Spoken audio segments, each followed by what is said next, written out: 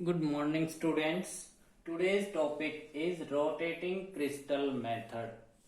Bragg's law के अंदर students हमने एक्स रे डिफ्रैक्शन को स्टडी किया था और वहां पर हमने एक इक्वेशन को ड्राइव किया था जो थी 2d sin theta is equal to N lambda.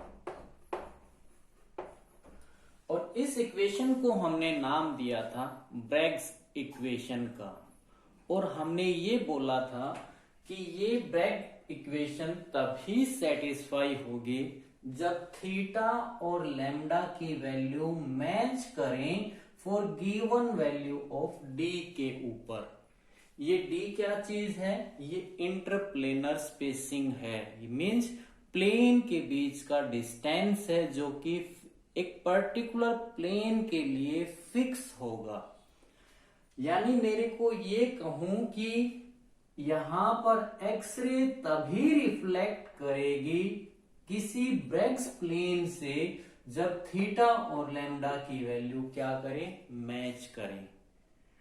अगर मैं आपको एक एग्जांपल दूं, सपोज करो कोई मोनोक्रोमेटिक बीम ऑफ एक्सरे।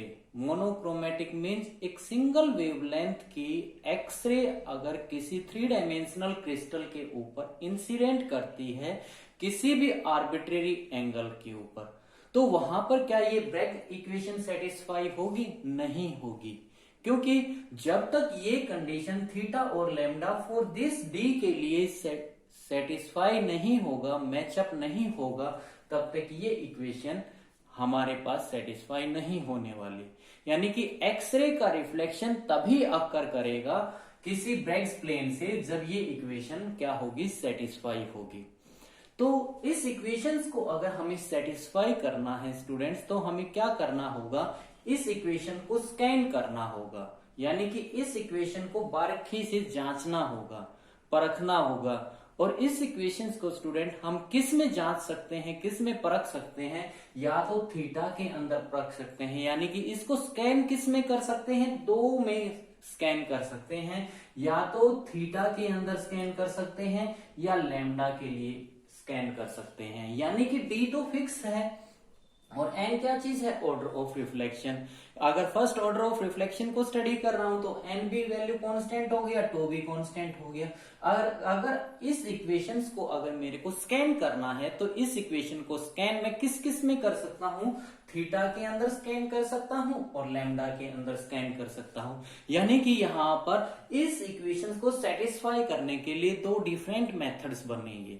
जो फर्स्ट मेथड बनेगा उसके अंदर हम क्या करेंगे? लैम्डा की वैल्यू को वेरी करेंगे, यानी कि लैम्डा के अंदर इस इक्वेशंस को स्कैन करेंगे और थीटा की वैल्यू को क्या करेंगे? फिक्स करेंगे। दूसरा मेथड क्या बनेगा? जिसके अंदर हम लैम्डा को तो क्या करेंगे? फिक्स करेंगे और थीटा को क्या करेंगे? वेरी करेंगे। यानी इस इक्वेशंस को किस में स्कैन करेंगे? थीटा के अंदर स्कैन करेंगे। तो जो फर्स्ट मेथड बना वो हमारे पास दिया गया लॉ के द्वारा, और जो सेकंड मेथड बना वो दिया गया साइबोल्ड एंड पोलिंगी नाम के साइंटिस्ट के द्वारा, जिसको हम रोटेटिंग क्रिस्टल मेथड के नाम से जानते हैं। यानी कि लॉ मेथड को देने वाले साइंटिस्ट लॉ थे और उन्होंने क्या क्या यूटिलाइज किया और क्या इसके अंदर डिसएडवांटेज आ गई, जिसकी वजह से रोटेटिंग क्रिस्टल को आना पड़ा, जो कि किसने दिया? साइबोल्ड और पोलिंगी नाम के साइंटिस्ट ने दिया था। अब मैं आपको ये बताना चाह रहा हूं इसमें क्या यूज किया गया पहले, इसमें क्या यूज किया गया, दोनों में क्या डिफरेंस है, इसके क्या डिसएडवांटेज है, उन डिसएडवांटेज को ओवरकम करके हमारे पास रोटेटिंग क्रिस्टल मेथड आया है। स्टूडेंट्स, लाउ ने क्या यूज किया था? एक सिंगल क्रिस्टल यूज किया था जिसकी डायमेंशंस कितनी थी? 1 mm डायमेंशन थी, यानी कि लेंथ भी 1 mm, ब्रेड्थ भी 1 mm और इसकी लेंथ, ब्रेड्थ, हाइट, ये तीनों क्या चीज थी? 1 mm का एक क्रिस्टल लिया था। अब इस क्रिस्टल को क्या किया? उन्होंने फिक्स कर दिया, मींस उसको हेल्ड स्टेशनरी पोजीशन पर फिक्स कर दिया किसी गोनियोमीटर की हेल्प से। मींस लाउ ने जो सिंगल क्रिस्टल लिया है जिसकी डायमेंशन ये है, उस क्रिस्टल को गोनियोमीटर की हेल्प से क्या कर दिया? स्टेशनरी कर दिया, मींस उसको उसकी पोजीशन को फिक्स कर दिया, यानी कि थीटा की वैल्यू को फिक्स कर दिया। यानी कि अब हमें पता है, देखिए एक क्रिस्टल के अंदर एक पर्टिकुलर पोजीशन के अंदर यानी कि एक पर्टिकुलर ओरिएंटेशन के अंदर सेट्स ऑफ इनफाइनाइट प्लेन होते हैं, और हर पॉसिबल ओरिएंटेशन के, अगर ये ओरिएंटेशन है तो इस पॉसिबल ओरिएंटेशन में ऐसे सेट्स ऑफ प्लेन मिलेंगे, अगर ये ओरिएंटेशन है तो इसमें सेट्स ऑफ इनफाइनाइट प्लेन मिलेंगे। हमें ये पता है क्रिस्टल के अंदर एक पर्टिकुलर ओरिएंटेशन के अंदर infinite sets of parallel plane मिलते हैं। यानी कि मैं आपको एग्जांपल देकर समझाऊं तो सपोज करो मेरे पास ये कोई एक रोटेशन है, और इस ओरिएंटेशन के अंदर देखिए कितने पैरेलल प्लेन हो सकते हैं इस क्रिस्टल के अंदर। यानी कि मैं आपको समझाऊं, एक प्लेन ये है, एक प्लेन इसके नीचे है, ये वाला है, ऐसे इसके प्लेन नीचे ये है, ऐसे इसके अंदर इस पर्टिकुलर ओरिएंटेशन के अंदर इसके अंदर कितने प्लेन हो सकते हैं, ऐसे पैरेलल प्लेन है, और ये इनफाइनाइट पैरेलल प्लेन है। और इस ओरिएंटेशन के अंदर इन प्लेन के बीच का डिस्टेंस क्या बन जाएगा स्टूडेंट, कांस्टेंट बन जाएगा, जो कितना होता है, डी होता है। इस ओरिएंटेशन में अलग इनफाइनाइट पैरेलल प्लेन मिलेंगे, इस ओरिएंटेशन में नंबर ऑफ प्लेन्स मिलेंगे इस पर्टिकुलर डायरेक्शन में, ऐसे इसके अंदर हर पॉसिबल ओरिएंटेशन के अंदर क्या मिलेगा, हमें एक पैरेलल प्लेन्स मिलेंगे, और infinite number of parallel planes हमें मिल सकते हैं। तो स्टूडेंट इसका मतलब हमने क्या किया है, ऐसे गोनियोमेट्री की हेल्प से इस क्रिस्टल की पोजीशन को हमने क्या कर दिया, फिक्स कर दिया, यानी कि थीटा को हमने फिक्स कर दिया। यानी कि लॉ ने क्या किया है, थीटा की वैल्यू को फिक्स कर दिया है, और क्या किया है, लैम्डा को वेरी किया है। यानी कि लैम्डा को वेरी किया है तो वो डिस्क्रीट में वेरी किया है या कॉन्टिन्यूस में वेरी किया है, अब ये बात आ गई। यानी कि उन्होंने लैम्डा को डिस्क्रीट में वेरी नहीं किया, डिस्क्रीट मतलब जैसे मैंने 2 ली फिर 10 ले ली फिर 20 ले ली, ऐसा वेरी नहीं किया। उन्होंने क्या किया, लैम्डा को कॉन्टिन्यूसली वेरी किया, 1 2 3 ऐसे वेरी किया। अब लैम्डा की कितनी वैल्यू को लिया उन्होंने, वो बात करनी है, जिस रेंज के अंदर हमें एक पैटर्न मिल रहा था। उन्होंने क्या किया, इस इक्वेशंस को अगर सेटिस्फाई करना है तो उन्होंने इसके फर्स्ट ऑर्डर के लिए इस इक्वेशन को सेटिस्फाई किया, और फर्स्ट ऑर्डर के मींस n की वैल्यू क्या ली उन्होंने, 1 ली। तो हमारे पास ये जो ब्रैग्स इक्वेशन है वो क्या बन गई, 2d sin theta is equal to lambda, means n की वैल्यू क्या ले रहे हैं, वो फर्स्ट ऑर्डर ऑफ रिफ्लेक्शन ले रहे हैं। तो इस इक्वेशंस के लिए ये कंडीशंस लैम्डा की क्या क्या वैल्यू हो जिनके ऊपर ये सेटिस्फाई करे, तो उन्होंने, हमें पता है, देखिए साइन थीटा की वैल्यू किसके बीच में लाई करती है, 1 0 और 1 के बीच में लाई करती है। साइन थीटा की मैक्सिमम वैल्यू 1 होती है, मिनिमम वैल्यू 0 होती है, तो इसकी value less than equal to कह सकते हैं हम 1 हो सकती है। यानी कि अगर साइन थीटा की वैल्यू, ये वैल्यू अगर थीटा की वैल्यू, इसकी वैल्यू अगर 1 से कम है तो ये लैम्डा की वैल्यू कितनी आने वाली है, 2d। देखिए अगर इक्वल टू है तो लैम्डा की वैल्यू कितनी आएगी, लैम्डा की वैल्यू 2d आएगी। अगर ये 1 से कम है, अगर इस 1 से कम की वैल्यू को 2d से मल्टीप्लाई करूंगा तो ये वैल्यू क्या बन जाएगी, कम बन जाएगी। यानी कि लैम्डा की वैल्यू क्या हो जाएगी, 2d से कम हो जाने वाली है। और d की value for most of cases में कितनी होती है student, that is equal to 3 angstrom के बराबर होती है। यानी कि हमारे पास लैम्डा की वैल्यू कितनी बन गई, यहां पर हम बात करें तो लैम्डा की value less than is equal to 6 angstrom बन गई। अब यहां पर यानी कि हम यहां पर एक कंडीशन तो आ गई, इस केस में लैम्डा की वैल्यू को 6 एंगस्ट्रॉम से कम रखेंगे। अब कितने रेंज को फिक्स करना है वो बात आ गई। अगर मैं लैम्डा की वैल्यू को 2 एंगस्ट्रॉम से ज्यादा ले रहा हूं, अगर मैं यहां पर अपर लिमिट को फिक्स कर रहा हूं, अगर 2 एंगस्ट्रॉम से ज्यादा ले रहा हूं तो क्या कंडीशंस आ रही है, जो हमें लॉ पैटर्न मिल रहा है उसको हम क्या नहीं कर पा रहे, रिजोल्व नहीं कर पा रहे। यानी कि अगर 2 एंगस्ट्रॉम से ज्यादा की वेवलेंथ ले रहा हूं एक्सरे की, तो उस केस में जो इसमें लॉ पैटर्न बनेगा, यानी कि जो हमें पैटर्न मिल के आता है क्रिस्टल का, वो हम क्या नहीं कर पा रहे, रिजोल्व नहीं कर पा रहे, डिस्टिंग्विश नहीं कर पा रहे। अगर मैं यहां पर 0.2 एंगस्ट्रोम की वेवलेंथ से कम रेंज की वेवलेंथ ले रहा हूं, यानी कि 0.2 से कम की वेवलेंथ अगर ले रहा हूं, तो उस केस में थीटा की वैल्यू इतनी कम बन जा रही है कि उसको हम नोट नहीं कर पा रहे। तो वहां पर एक रेंज फिक्स कर दी, जिस रेंज के अंदर हम लव पैटर्न को स्टडी कर पा रहे थे, और उस कंडीशंस के अंदर ये इक्वेशन क्या हो रही थी, सेटिस्फाई।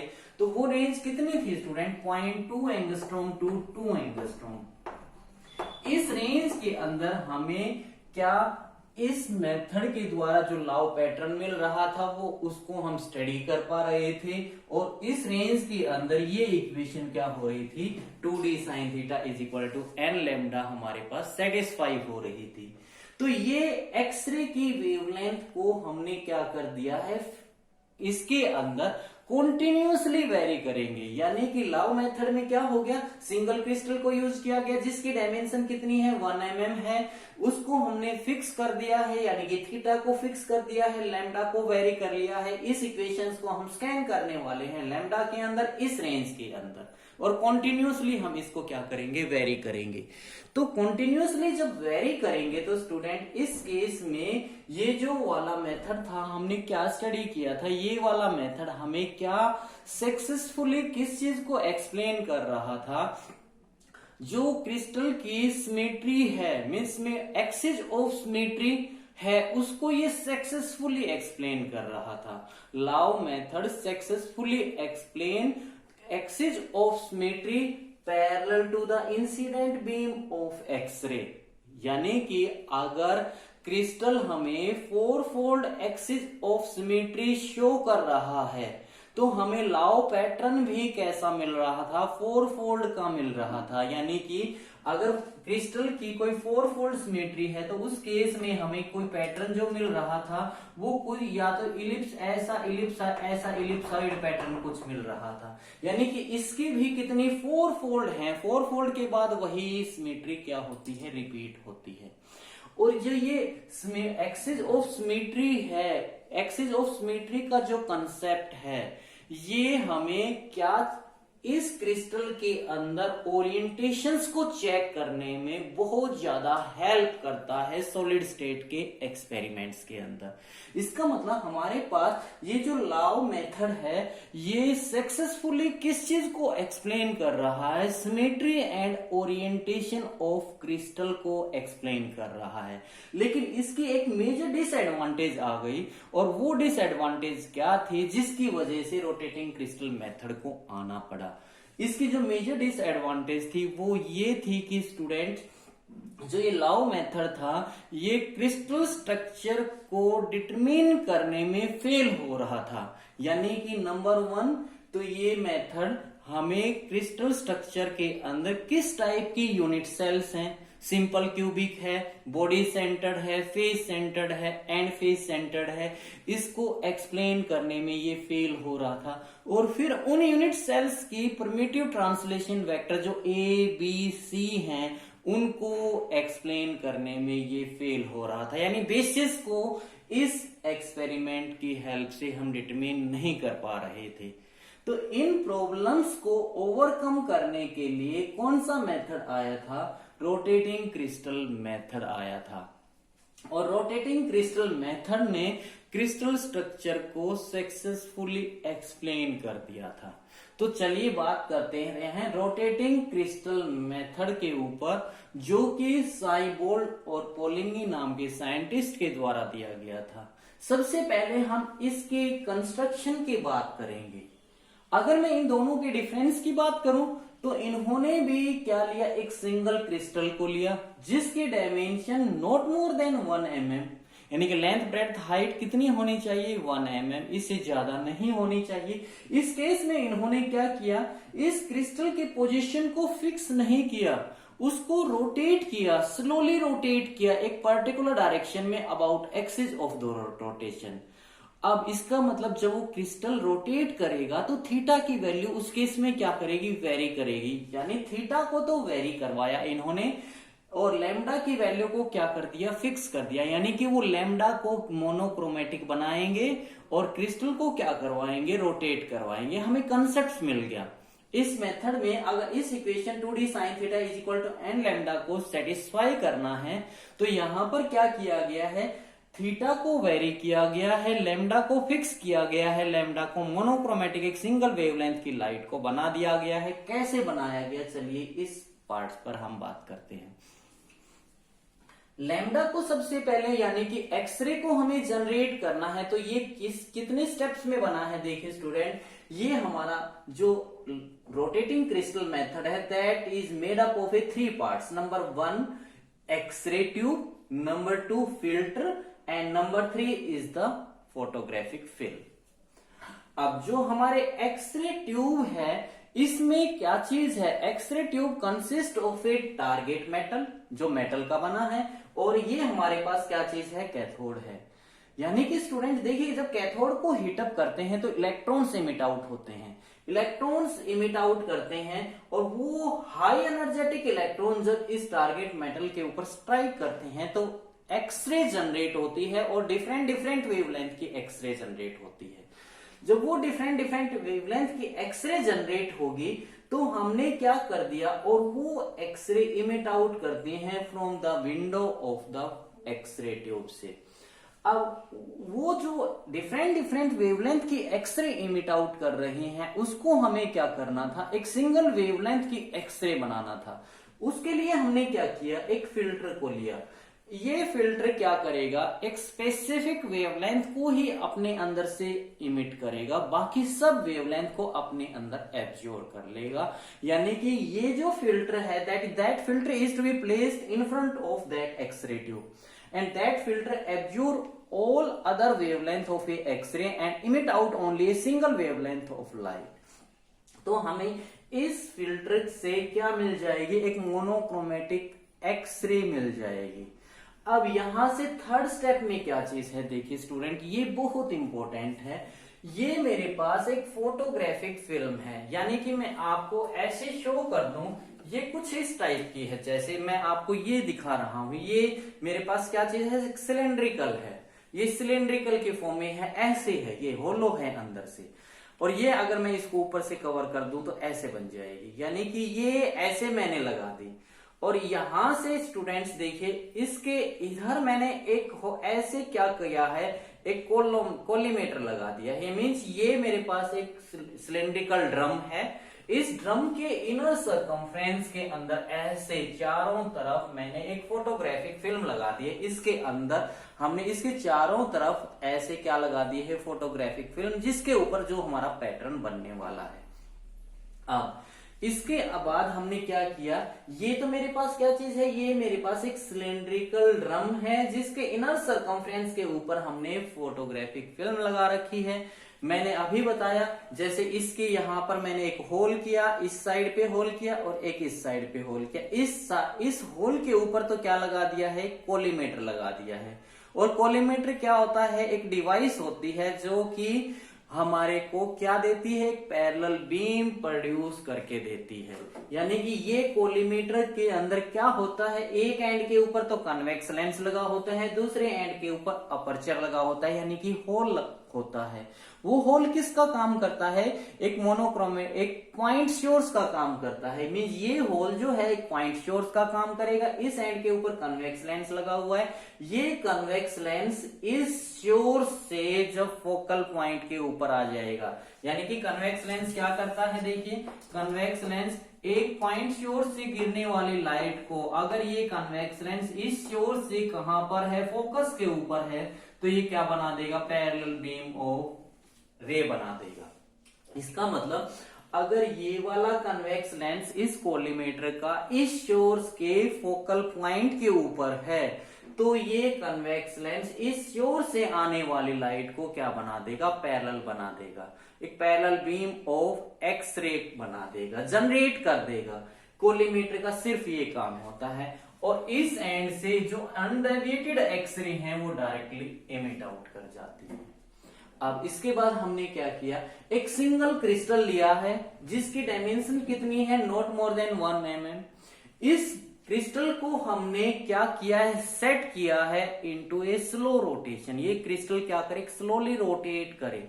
और कैसे रोटेट करे, इसका ये एक्सिस है, देखिए इस एक्सिस के ऐसे, ये एक्सिस है, यानी कि ये ऐसे क्या करे, ये इसका एक्सिस है तो ये ऐसे रोटेट करे, ऐसे रोटेट करे, स्लोली रोटेट करे, स्लोली रोटेट करे। अगर स्लोली रोटेट करेगा, कौन रोटेट करवाएगा, ये मैंने रोटेटिंग शाफ्ट के ऊपर लगा रखा है, जिसको हम स्पिंडल भी बोलते हैं। और इस रोटेटिंग शाफ्ट को कौन रोटेट करेगा, नीचे ये मोटर लगा रखी है, देखिए ये इसके अंदर जो हमारे पास गन्ने निकालने वाली मशीन के अंदर गिरारीज होती हैं, ये जो गिरारी घूमेगी तो ये गिरारी इसको ऐसे ऐसे घुमाएगा। तो इसका मतलब ये स्पिन, ये क्रिस्टल क्या करेगा, रोटेट करेगा slowly about this axis of rotation के ऊपर। इसका मतलब जब ये रोटेट करेगा तो इस क्रिस्टल के अंदर जो सेट्स ऑफ पैरेलल प्लेन है हर पॉसिबल रैंडम ओरिएंटेशंस के अंदर, वो क्या करेंगे, बार बार successively comes into reflecting position. Means वो प्लेन बार बार कौन सी पोजीशंस पे आएंगे, एक्सरे जब उनके ऊपर इंसिडेंट करेगी, ये वाली जब कंडीशन सेटिस्फाई होगी तो उनको क्या कर देंगे, रिफ्लेक्ट कर देंगे। बहुत ध्यान से समझना है स्टूडेंट, देखिए यानी कि ये मोटर रोटेट करेगी तो ये वाली ऐसी गिरारी रोटेट करेगी, ये वाली रोटेट करेगी तो ये रोटेटिंग शाफ्ट की हेल्प से क्रिस्टल क्या करेगा, रोटेट करेगा। किस एक्सिस के ऊपर रोटेट करेगा, इस एक्सिस के ऊपर रोटेट करेगा ऐसे। तो चलिए अब हम बात कर लेते हैं, अब इस क्रिस्टल के 3 क्रिस्टलोग्राफिक एक्सिस होते हैं, X axis, Y axis, Z axis. Means जो एक्स एक्सिस के पैरेलल लाइन है उसको हम क्रिस्टलोग्राफिक एक्सिस बोलते हैं, जो वाई एक्सिस के पैरेलल लाइन है उसको क्रिस्टलोग्राफिक, जेड एक्सिस के पैरेलल लाइन है उसको क्रिस्टलोग्राफिक एक्सिस। और क्रिस्टलोग्राफिक एक्सिस को हम क्या नाम देते हैं, ए बी सी का। यानी कि हर क्रिस्टल के अंदर 3 क्रिस्टलोग्राफिक एक्सिस होते हैं, ए बी सी। अगर इस क्रिस्टल का एक क्रिस्टलोग्राफिक एक्सिस, क्या मैं कौन से की बात कर रहा हूं, सपोज करो इस क्रिस्टल का सी वाला क्रिस्टलोग्राफिक एक्सिस किसके पैरेलल आ गया, इसके एक्सिस ऑफ रोटेशन के पैरेलल आ गया ऐसे। तो यानी कि जेड क्या हो गया, ये जेड जो है ये जेड किसके पैरेलल आ गया, ये जेड ऐसे आ गया। यानी कि अब मेरे पास एक्स ऐसे है, वाई ऐसे है, इसका मतलब मेरे पास अब प्लेन बचा है। यानी कि अगर मैंने क्या कहा है, जेड इसके पैरेलल आ गया तो इसके पैरेलल आ गया, तो जेड के ऊपर कोई भी इंटरसेप्ट नहीं आने वाला है। यानी कि जेड के तो अब मैं पैरेलल जाऊंगा, अब जिसका मतलब जेड के पैरेलल ये प्लेन्स हैं, ये पैरेलल प्लेन्स हैं, ऐसे प्लेन्स हैं। इसका मतलब मेरे पास यहां पर अगर एक्सरे रिफ्लेक्ट करेगी तो किस में रिफ्लेक्ट करेगी, इस हॉरिजॉन्टल प्लेन के ऊपर रिफ्लेक्ट करेगी ऐसे। यानी कि देखिए ये वाला एक्सिस है, ये वाला एक्सिस इस एक्सिस ऑफ रोटेशन के ऐसे पैरेलल है। तो इस केस में जो करेगा वो कौन से प्लेन के अंदर रिफ्लेक्शन अकर करेगा, ओनली हॉरिजॉन्टल प्लेन के अंदर अकर करेगा, हॉरिजॉन्टल के अंदर। तो यहां पर ये कंसेप्ट समझना है, अगर क्रिस्टल का क्रिस्टलोग्राफिक एक्सिस जेड वाला crystallographic axis of that crystal अगर इसकी एक्सिस ऑफ रोटेशन के पैरेलल है तो उस केस में जो रिफ्लेक्शन अकर करेगा that is to be in only. अब हम बात करते हैं स्टूडेंट्स, इस क्रिस्टल के किन प्लेन से एक्सरे का रिफ्लेक्शन अकर नहीं करेगा, जो कि इस रोटेटिंग क्रिस्टल मेथड की एक डिसएडवांटेज है। सपोज स्टूडेंट एक्सरे बीम हमारे इस क्रिस्टल के ऊपर ऐसे इंसिडेंट कर रही है, तो मैं इस क्रिस्टल के उन प्लेन्स की बात कर रहा हूं जो प्लेन इस इंसिडेंट बीम के एग्जैक्टली पैरेलल होंगे। उन प्लेन से एक्सरे का रिफ्लेक्शन अकर नहीं करेगा। एक्सरे का रिफ्लेक्शन अकर तभी करेगा जब एक्सरे लैटिस प्लेन के ऊपर किसी एंगल के ऊपर इंसिडेंट करे तो एक्सरे का रिफ्लेक्शन अकर करेगा। अब हमने क्रिस्टल के एक क्रिस्टलोग्राफिक एक्सिस को इस क्रिस्टल के एक्सिस ऑफ रोटेशन के एग्जैक्टली पैरेलल एडजस्ट कर दिया है और ये क्रिस्टल मेरा कौन सी डायरेक्शन में रोटेट कर रहा है, स्लोली एंटी क्लॉकवाइज डायरेक्शन में ऐसे रोटेट कर रहा है। तो जब ये क्रिस्टल ऐसे रोटेट करेगा तो इस क्रिस्टल की हर ओरिएंटेशंस के अंदर पैरेलल प्लेन्स हैं, सेट्स ऑफ पैरेलल प्लेन्स हैं, infinite number of parallel planes हैं। मीन्स मैं क्या कह रहा हूं, क्रिस्टल स्लोली रोटेट कर रहा है, एंटी क्लॉकवाइज डायरेक्शन में रोटेट कर रहा है। जब रोटेट करेगा तो इस क्रिस्टल के अंदर जो हर पॉसिबल ओरिएंटेशंस के अंदर सेट्स ऑफ पैरेलल प्लेन है वो बार बार ऐसी पोजीशंस के ऊपर आएंगे। कौन सी पोजीशंस के ऊपर, रिफ्लेक्टिंग वाली पोजीशंस के ऊपर आएंगे, जिस पोजीशंस के ऊपर ब्रेग्स कंडीशन सेटिस्फाई होगी और एक्सरे का रिफ्लेक्शन सक्कर कर जाएगा। बार बार कह रहा हूं ये, क्योंकि ऐसे स्लोली रोटेट करता रहेगा, जे स्लोली रोटेट करते करते फिर ऐसे एक पर्टिकुलर रोटेशन पे आएगा, यानी कि बार बार हर ओरिएंटेशंस के प्लेन किस पोजीशन में आएंगे, रिफ्लेक्टिंग पोजीशंस में आएंगे। तो उन प्लेन से एक्सरे का रिफ्लेक्शन अकर करता रहेगा और ब्रेग्स कंडीशन सेटिस्फाई होती रहेगी। तो स्टूडेंट्स क्या होगा, सबसे पहले हम क्या बात कर रहे हैं, हम इस क्रिस्टल के एक क्रिस्टोग्राफिक एक्सिस को किसके पैरेलल सेट करके बात कर रहे हैं, about the rotation of axis of crystal के ऊपर बात कर रहे हैं। और हमने इस क्रिस्टल के कौन से क्रिस्टलोग्राफिक एक्सिस को पैरेलल एक्सिस ऑफ रोटेशंस के सेट कर दिया है, हमने इसके कौन से क्रिस्टलोग्राफिक एक्सिस, सी एक्सिस को, इस क्रिस्टल के सी क्रिस्टलोग्राफिक एक्सिस को इस एक्सिस ऑफ रोटेशन के हमने पैरेलल एडजस्ट कर दिया है। अब हम इस क्रिस्टल के केवल उन प्लेन्स की बात कर रहे हैं जिन प्लेन के मिलर इंडिसेस क्या हैं, एच के 0 हैं। यानी कि ये 0 मेरे को क्या बता रहा है, इस क्रिस्टल का सी क्रिस्टलोग्राफिक एक्सिस इस एक्सिस ऑफ रोटेशन के एग्जैक्टली पैरेलल है।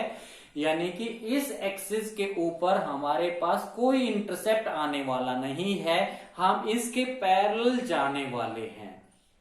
तो अब उन प्लेन के जिनके मिलर इंडिसेस एच के 0 हैं, अगर मैं एग्जांपल के तौर पे बात करूं, हम उन प्लेन के मिलर इंडिसेस सपोज करो 1 1 0 हो, ये एक प्लेन हो सकता है और ये एक प्लेन की ओरिएंटेशन होगी। इस ओरिएंटेशन के अंदर इसके अंदर इनफाइनाइट प्लेन होंगे। जब एक्सरे उनके ऊपर इंसिडेंट करेगी तो उनसे क्या अकर करेगा, रिफ्लेक्शन अकर करेगा। और कौन सी डायरेक्शन में रिफ्लेक्शन अकर करेगा, कौन सी डायरेक्शन में, हॉरिजॉन्टल डायरेक्शन में। यानी कि जैसे ये प्लेन है तो इन प्लेन से आगे भी इसके सेट्स ऑफ पैरेलल प्लेन्स होंगे। एक्सरे इंसिडेंट करेगी, रिफ्लेक्शन अकर करेगा, यहां पर स्पॉट्स बना देगा। इसके बाद दूसरी ओरिएंटेशन का आ जाएगा, एक्सरे इंसिडेंट करेगी,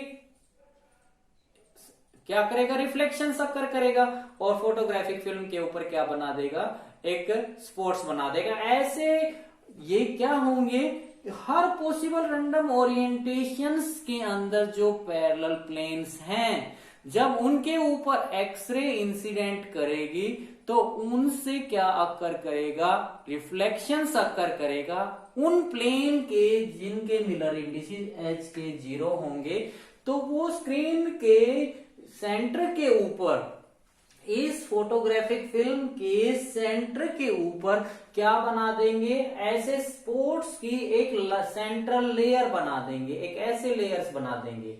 इस मतलब इस क्रिस्टल के सेंटर्स के ऊपर एक ऐसे लेयर्स बन जाएगी और एक ये सेंट्रल लेयर बन जाएगी ऐसे, जिसको हम बोलते हैं सेंट्रल लेयर। यानी कि इस क्रिस्टल से हर प्लेन से क्या हो रहा है, रिफ्लेक्शन अकर कर रहा है। और ये ऐसे इसके ऊपर स्क्रीन है, ये कोई वो नहीं है, ऐसे सेंटर के ऊपर ऐसे स्क्रीन है, यहां से रिफ्लेक्शन होके गया यहाँ पे स्पॉट, यहां से रिफ्लेक्शन होके गया यहाँ पे स्पॉट, यहां से रिफ्लेक्शन होके गया यहाँ पे स्पॉट, ऐसे स्पॉट्स बनते चलेंगे। तो मैं इसको 2D में दिखा रहा हूं, वैसे ये इमेजिनेशन मेरे पास 3D है। तो यहाँ पर स्टूडेंट ऐसे ये स्पोर्ट्स बनते चले जाएंगे और इस लेयर्स को हम क्या कहते हैं, एक सेंट्रल लेयर का नाम देते हैं, सेंट्रल लेयर का नाम देते हैं। और उसको हम डिनोट किससे करते हैं, L इज इक्वल टू 0 से डिनोट करते हैं। मैं यहां पर लिख रहा हूं L इज इक्वल टू 0। तो स्टूडेंट ये मेरे पास एक वो सेंट्रल लेयर है, यानी कि ये सेंट्रल लेयर कब बनी है, ये जिन इस क्रिस्टल के उन प्लेन से बनी है जिनका मिलर इंडिसेस HK0 है, उनसे एक्सरे का रिफ्लेक्शन अक्कर किया है। तो उन्होंने फोटोग्राफिक फिल्म के सेंटर के ऊपर एक सेंट्रल लेयर बना दी है, जिसको हम डिनोट कर रहे हैं L इज इक्वल टू 0 से। अब मैं इस क्रिस्टल के उन प्लेन्स की बात कर रहा हूं जिन प्लेन के मिलर इंडिसेस क्या हैं स्टूडेंट, HK1 है। यानी कि मैं एग्जाम्पल के तौर पे बात करूं तो 1 1 1 ये प्लेन भी हो सकता है, या ऐसे, यानी कि इस क्रिस्टल के उन प्लेन्स की बात कर रहा हूं जिनके मिलर इंडिसेस HK1 है। यानी कि 1 किसको रिप्रेजेंट कर रहा है, पॉजिटिव डायरेक्शन, इस क्रिस्टलोग्राफिक एक्सिस की पॉजिटिव डायरेक्शन के अंदर ओनली डायरेक्शन बता रहा है, पॉजिटिव डायरेक्शन। अगर ये बार आ जाता है यहां पर तो नेगेटिव डायरेक्शंस को रिप्रेजेंट करेगा। यानी कि मैं इस क्रिस्टल के उन प्लेन की बात कर रहा हूं जिनके मिलर इंडिसेस HK1 है, उनसे एक्सरे का रिफ्लेक्शन अकर करेगा, और वो रिफ्लेक्शन किधर अकर करेगा, सेंट्रल लेयर के ऊपर अकर करेगा, एक पर्टिकुलर डिस्टेंस के ऊपर अकर करेगा, और वो चारों तरफ ऐसे फोटोग्राफिक फिल्म के ऊपर अकर करेगा। यानी कि उसको अगर मैं रिप्रेजेंट करना चाहूं तो मैं कैसे रिप्रेजेंट करूंगा स्टूडेंट्स, उसको मैं सपोज करो ये मेरे पास वो लेयर बनी है, ऐसे लेयर बनी है। यानी कि ये 2D के अंदर है, 3D के अंदर तो क्या होगा, ये बीच में क्रिस्टल है, ऐसे फोटोग्राफिक फिल्म लगी है, इसके ऐसे रिफ्लेक्शन होके जाएगा इन प्लेन जिनके मिलर इंडिसेस HK1 है। ऐसे ऐसे फोटोग्राफिक फिल्म के ऊपर क्या बना देंगे, स्पॉट बना देंगे, रोटेट, स्लो रोटेशन चलती रहेगी, बहुत फास्ट रिफ्लेक्शन अकर करता है, प्रोसेस बहुत फास्ट होता है। तो यहां से सेंटर से ये रिफ्लेक्शन स्पॉट बना दिया, यहां से ये स्पॉट्स बना दिया, यहां से ये स्पॉट्स बना दिए, ये स्पॉट्स हैं फोटोग्राफिक फिल्म के ऊपर, यहां से ये स्पॉट्स बना दिया, यहाँ पे ये स्पॉट बना दिया, और ऐसे स्पॉट्स बन रहे हैं, ये ऐसे स्पॉट्स बन रहे हैं ये। अब मैं इस क्रिस्टल के उन प्लेन्स की बात करूं जिन प्लेन के मिलर इंडिसेस HK1 बार है, यानी कि 1 1 1 बार है। सपोज करो, मैं एग्जांपल दे रहा हूं आपको, तो इन प्लेन से एक्सरे का रिफ्लेक्शन अकर करेगा, किधर अकर करेगा, सेंट्रल लेयर के नीचे बिलो कुछ जितने डिस्टेंस के ऊपर ये अबाउ अकर किया है, जिसको हम लेयर नंबर 1 का नाम देंगे। ये लेयर नंबर 1 है, और ये लेयर नंबर 1 कब बनी है, जब बनी है उन प्लेन के रिफ्लेक्शन से बनी है जिनका मिलर इंडिसेस HK1 है। तो इस लेयर को हमने नाम दिया फर्स्ट लेयर बन गई। ऐसे ऐसे नंबर ऑफ लेयर्स इसके ऊपर भी बनेंगी। अब हम उन प्लेन्स की बात करें इस क्रिस्टल के जिनके मिलर इंडिसेस क्या हैं, HKL1 बार हैं। तो इन प्लेन से एक्सरे का रिफ्लेक्शन अकर करेगा और बिलो सेंट्रल लेयर के अकर करेगा। जितने डिस्टेंस के ऊपर अबाउ ये लेयर बनी है, उतने ही डिस्टेंस के नीचे ये लेयर बन जाएगी। यार ये अलग भी हो सकता है, हमें इसको जब कैलकुलेट करेंगे जब पता चलेगा।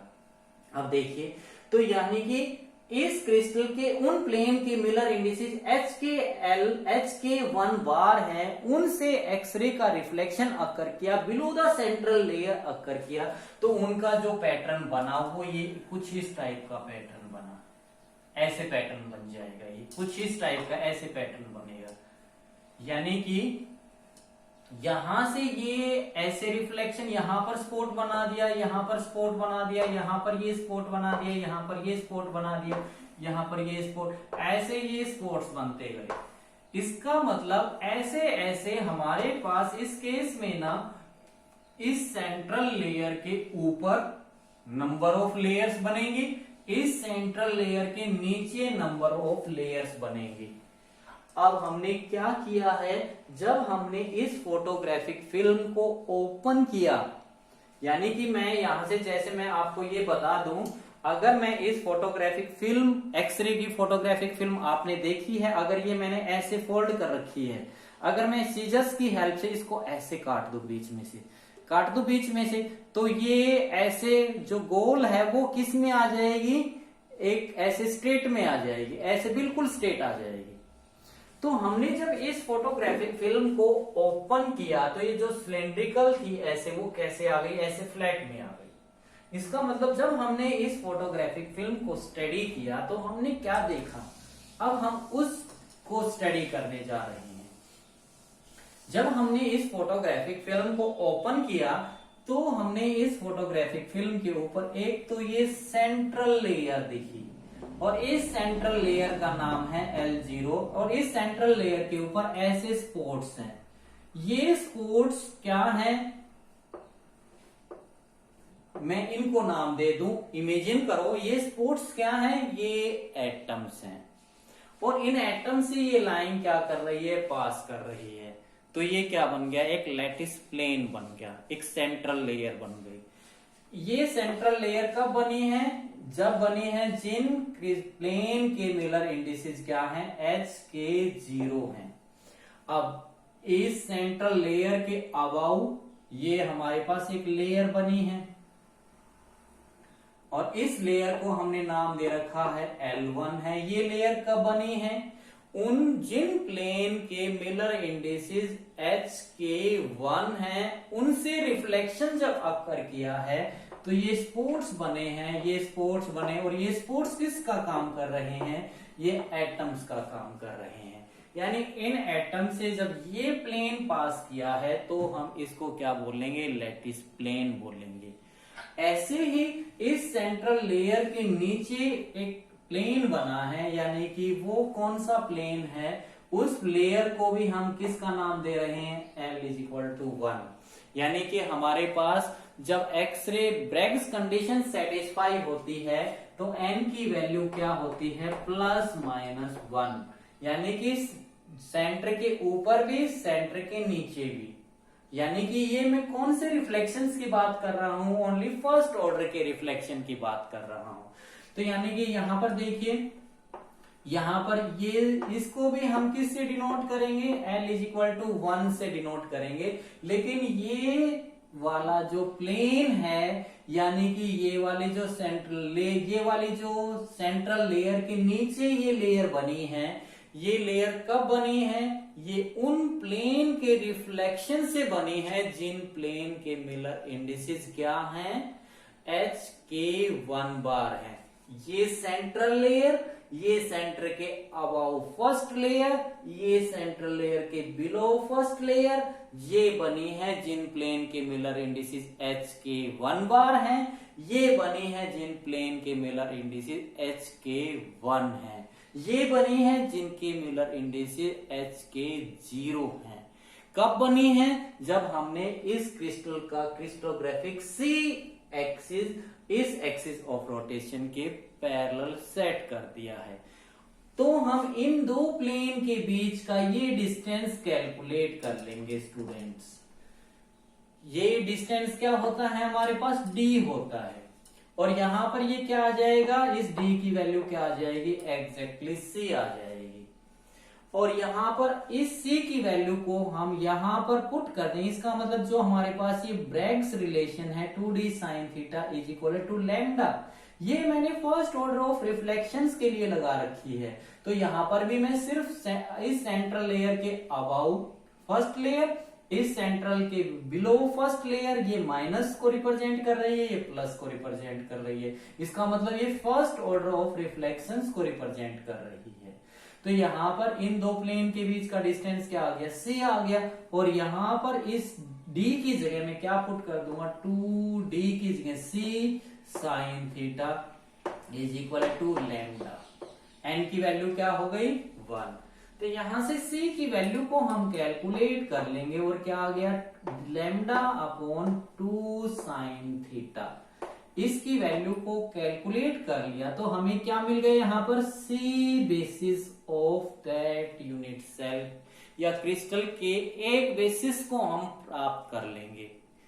ऐसे ही यानी कि c क्या चीज है प्रिमिटिव ट्रांसलेशन वेक्टर है, यानी कि हमारे पास ये क्या चीज है यूनिट सेल का एक प्रिमिटिव वेक्टर है। ऐसे ही सिमिलरली हम किसको कैलकुलेट कर लेंगे b को कैसे कैलकुलेट करेंगे, इस क्रिस्टल का जो b क्रिस्टलोग्राफिक एक्सिस है उसको इस एक्सिस ऑफ रोटेशन के हम पैरेलल एडजस्ट कर देंगे और पैरेलल एडजस्ट करने के बाद हमें जो ये पैटर्न मिलेगा सेंट्रल लाइन के ऊपर और नीचे उन दोनों के बीच का डिस्टेंस निकाल लेंगे, वो डिस्टेंस हमें b मिल जाएगा और b की वैल्यू को हम यहाँ पर पुट कर देंगे और पुट करने के बाद b मिल गया, हमें second primitive translation vector of the unit cell मिल जाएगा, बेसिस मिल जाएगा हमें। सिमिलरली हम a को कैलकुलेट कर लेंगे कैसे, इस क्रिस्टल के a क्रिस्टलोग्राफिक एक्सिस को इस क्रिस्टल के इस एक्सिस ऑफ रोटेशन के एग्जैक्टली पैरेलल एडजस्ट कर देंगे और वहां पर पैरेलल एडजस्ट करने के बाद हमें एक पैटर्न मिलेगा, पैटर्न को स्टडी करेंगे, दो प्लेन दोनों लेयर के बीच का डिस्टेंस निकालेंगे, उसको यहां पर पुट कर देंगे और यहां से हम कैलकुलेट कर लेंगे तो हमें c मिल जाएगा यहां से। सिमिलरली हमें यहाँ पर a मिल चुका है, यानी कि हमें क्या मिल गए हैं इस रोटेटिंग क्रिस्टल मेथड की हेल्प से क्रिस्टल के अंदर जो यूनिट सेल्स हैं उसके बेसिस का पता चल गया है। अगर अब हम ये देखते हैं a is equal to b is equal to c आता है तो इस केस के अंदर इस क्रिस्टल के अंदर जो यूनिट सेल्स होंगी वो कैसी होंगी, सिंपल क्यूबिक यूनिट सेल्स होंगी। अदरवाइज हम ये बता देंगे अगर ये कंडीशंस इक्वल नहीं है तो किस टाइप के यूनिट सेल्स बनेंगे। इसका मतलब हमें इस क्रिस्टल के अंदर टाइप ऑफ यूनिट सेल का पता चल गया। टाइप ऑफ यूनिट सेल्स का पता चलने के बाद हम इस